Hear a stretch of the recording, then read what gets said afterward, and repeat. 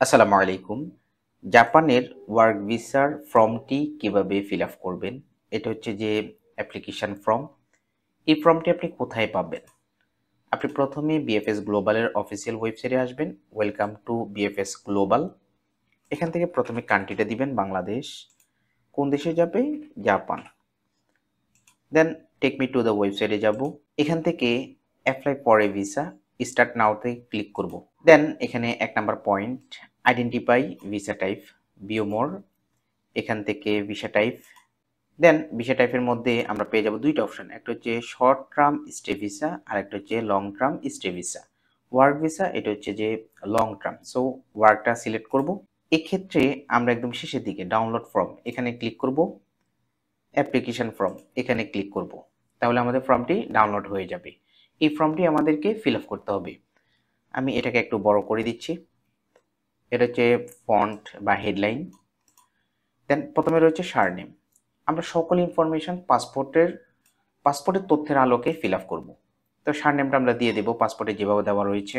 আমরা ফর্মটি fill up করবো, ক্যাপিটাল লেটার ইউজ করব সব জায়গায়। দেন গিভেন বা মিডল নেমটা দিতে হবে। আপনার পাসপোর্টে ঠিক যেভাবে আছে সেভাবেই দিবেন। আদার যদি অন্য কোনো নাম থাকে তাহলে আমরা এটা ইউজ করতে পারি। ডেট অফ বার্থ দিতে হবে, জন্ম তারিখ। তো জন্ম তারিখ দেওয়ার জন্য এখানে একটা ফরম্যাট বলেছে, আমরা এই ফরম্যাটটা খেয়াল রাখবো। প্রথমে বলেছি ডে দেওয়ার জন্য, ধরুন ১ তারিখ, আমরা এরকম একটা স্ল্যাশ দিব। আপনাদের মে মাস ৫ আবার একটা দিব। দেন ইয়ারটা দিয়ে দিব। প্লেস অফ বার্থ কোথায় জন্মগ্রহণ করেছে এটা পাসপোর্টে দেওয়া রয়েছে। সেক্সটা দিয়ে দিব। ম্যারিটাল স্ট্যাটাসটা দিয়ে দিব। আপনি যদি ম্যারিড বা সিঙ্গেল যে পজিশনে আছেন সেটাই আপনি দিয়ে দিবেন। ন্যাশনালিটি অর সিটিজেনশিপ এক্ষেত্রে আমরা এখানে ক্লিক করব। দেন এখান থেকে আমরা বাংলাদেশ দিয়ে দেব। এরপর formal and or other nationalities. আচ্ছা, বাংলাদেশের বাইরে আপনি অন্য কোনো দেশের নাগরিক কিনা, যদি নাগরিক হয়ে থাকেন তাহলে এখান থেকে কান্ট্রিটা সিলেক্ট করে দিবেন। সো আমরা শুধুমাত্র বাংলাদেশের নাগরিক, এটাই থাকবে।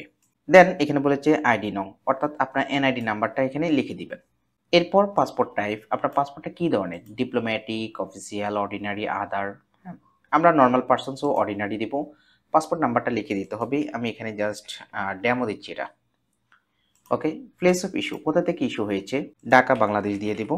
ডেট অফ ইস্যু, পাসপোর্টটা কবে ইস্যু হয়েছে, ঠিক একই রকমভাবে প্রথমে ডে দিব, মান্থ দিব, ইয়ার দিব। ওকে। ইস্যুইং অথরিটি, আচ্ছা কে ইস্যু করেছে, ডিএফই ঢাকা। এটা কিন্তু পাসপোর্টের মধ্যে দেওয়া রয়েছে। পাসপোর্টের এক্সপায়ারি ডেটটা আমরা দিয়ে দেব। এরপর সার্টিফিকেট অফ এলিজিবিলিটি নাম্বার, অর্থাৎ আপনার সিওই এই নাম্বারটা লিখতে হবে। আপনাকে একটা সিওই পেপার দেওয়া হবে, সেই পেপারের মধ্যে কিন্তু নাম্বারটা দেওয়া রয়েছে। এরপর purpose of visit to Japan, আপনি জাপানে কেন যাবেন, কি কাজে যাবেন। ধরুন আপনি কনস্ট্রাকশন ওয়ার্কার। হ্যাঁ, তো কনস্ট্রাকশন ওয়ার্কার আন্ডার কোন কোম্পানি, ধরুন এভিসি কোম্পানি। আমি এটা লিখে দিলাম। আপনি আপনার প্রফেশনটা এখানে দিয়ে দিবেন এবং আপনার কোম্পানিটাকে অ্যাড করে দিবেন। Okay. Intended length of stay in Japan, আচ্ছা আপনি জাপানে কত দিন থাকবেন, আপনার ওয়ার্ক ভিসাটা কত বছর মেয়াদি। ধরুন ১ বছর যদি হয় ১ বছর লিখে দিবেন, ২ বছর হলে ২ বছর। আচ্ছা, আনুমানিক আপনি কত তারিখে জাপানে যেতে চাচ্ছেন। Port of entry two Japan, এক্ষেত্রে আমরা টোকিও, ওসাকা দিয়ে দিলাম। হ্যাঁ, আমরা কোন পোর্টটা ইউজ করব, যে পোর্টটা ইউজ করবেন সেই পোর্টটা দিবেন।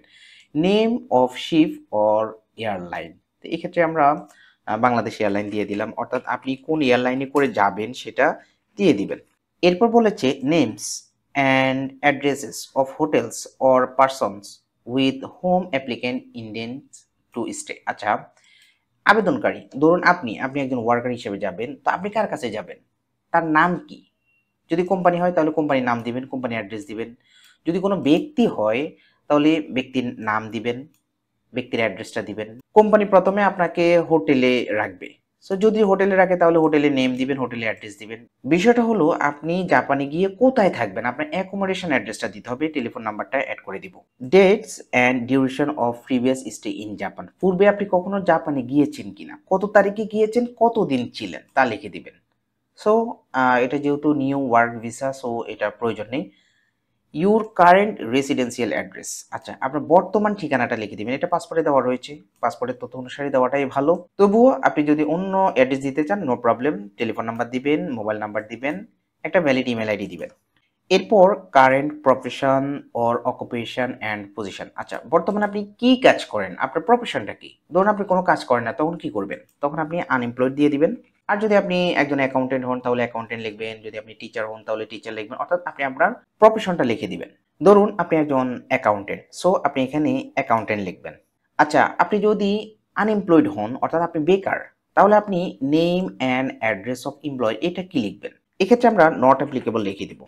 এটাকে আমরা কপি করব, দেন অ্যাড্রেসের জায়গায় নট অ্যাপ্লিকেবল এটাকে পেস্ট করে দিব, টেলিফোনটাও নট অ্যাপ্লিকেবল দিয়ে দিব। ওকে, দেন ধরুন আপনি একজন অ্যাকাউন্টেন্ট, তখন কি হবে? আচ্ছা, এক্ষেত্রে তাহলে আমরা অ্যাকাউন্টেন্ট লিখে দিব। আপনি কোন কোম্পানিতে কাজ করেন সেই কোম্পানির নামটা লিখবেন, সেই কোম্পানির অ্যাড্রেস দিবেন, সেই কোম্পানির টেলিফোন নাম্বার লিখে দিবেন। দেন আমরা একটু নিচে যাব, এখানে একটা নোট দেওয়া রয়েছে, partners profession or occupation or that of parents if applicant is a minor. আচ্ছা, আবেদনকারী যদি মাইনর হয় তাহলে পার্টনার অথবা প্যারেন্টসের অকুপেশনটা এখানে লিখে দিতে হবে, এটা প্রয়োজন নেই। Then most important, guarantor or reference in Japan. এখানে একটা ছোট্ট নোট দেওয়া রয়েছে, please provide details of the guarantor or the person to be visited in Japan. Okay, এক্ষেত্রে আমরা কি করতে পারি? নেমের ক্ষেত্রে আমরা কোম্পানির নাম লিখে দেবো, কোম্পানির টেলিফোন নাম্বার দিব, কোম্পানির অ্যাড্রেসটা দিয়ে দেবো। আচ্ছা, কোম্পানির তো ডেট অফ বার্থ নেই, তখন সেক্ষেত্রে কি হবে? Not applicable. এবং সেক্সটা দেওয়ার প্রয়োজন নেই। রিলেশনশিপ টু অ্যাপ্লিক্যান্ট, এক্ষেত্রে আমরা সিইও অফ দ্য কোম্পানি লিখে দেব, CEO of the company. Profession or occupation and position, এক্ষেত্রে আমরা ওই যে উপরে যেটা লিখেছি construction worker under AVC company, এটাকে কপি করব, এখানে পেস্ট করে দেব। ওকে, ন্যাশনালিটি অ্যান্ড ইমিগ্রেশন স্ট্যাটাসটা লিখে দেব। এক্ষেত্রে এটাকে আমরা জাপান দিয়ে দেব, একটা স্ল্যাশ দিব, কর্পোরেশন লিখে দেব, কর্পোরেশন। ওকে, এই ক্ষেত্রে আমরা একটু এটাকে কেটে দিব, আমরা জাস্ট আমাদের অকুপেশনটা লিখে দেব। ওকে, ইনভাইটার ইন জাপান, এই ঘরটা আমরা কি ফিল আপ করবো? আচ্ছা, এখানে কি বলেছে? Please write same as above, আমাদেরকে সেম অ্যাজ অ্যাবভ লিখতে বলেছে। If the inviting person and guarantor are same person, অর্থাৎ আমরা যেহেতু জব বিষয়ে যাব, আমাদের গ্যারান্টর হচ্ছে কি? আমাদের কোম্পানি। ইনভাইটার কে? তাও আমাদের কোম্পানি। তো সেক্ষেত্রে কি হবে? আমরা সেম অ্যাজ অ্যাবভ লিখে দেব। আমরা চাইলে সব গড়েও লিখতে পারি, শুধুমাত্র এখানে লিখলেই হয়ে যাবে। আমরা চাইলে কিন্তু সব গড়েই লিখে দিতে পারি, ডেট অফ বার্থ,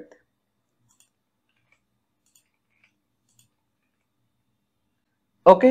দেন আমরা নিচে যাব, এই স্পেশাল সার্কামস্টেন্স এটা লেখার প্রয়োজন নেই।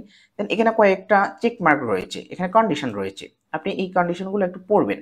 এখানে যেগুলো দেওয়া রয়েছে এগুলো আপনি একটু পড়বেন, সবগুলোকে নো করে দিতে হবে, আমরা নো করে দিব। দেন আমরা একটু নিচে যাব, এখানে ডেট অফ অ্যাপ্লিকেশন, আচ্ছা অ্যাপ্লিকেশনের ডেটটা দিয়ে দিতে হবে। সিগনেচার অফ অ্যাপ্লিক্যান্ট, অ্যাপ্লিক্যান্টের সিগনেচার দিতে হবে। আচ্ছা, সিগনেচারটা কখন দিবেন?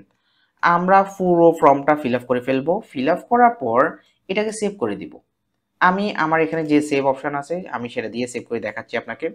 যখন অ্যাপ্লিকেশন ফর্মটি সেভ করে ফেলবেন তখন ঠিক এইরকম চলে আসবে পিডিএফ আকারে। ওকে ফাইন, আপনি এটাকে প্রিন্ট করবেন, প্রিন্ট করে দেন এখানে আপনি সিগনেচারটা দিয়ে দিবেন। এইভাবেই আপনি অ্যাপ্লিকেশন ফর্মটা ফিল আপ করতে পারেন। কোথাও যদি বুঝতে অসুবিধা ফিল হয় তাহলে কমেন্ট করুন, আমি যথাযথ আনসার দিয়ে হেল্প করবো ইনশাল্লাহ।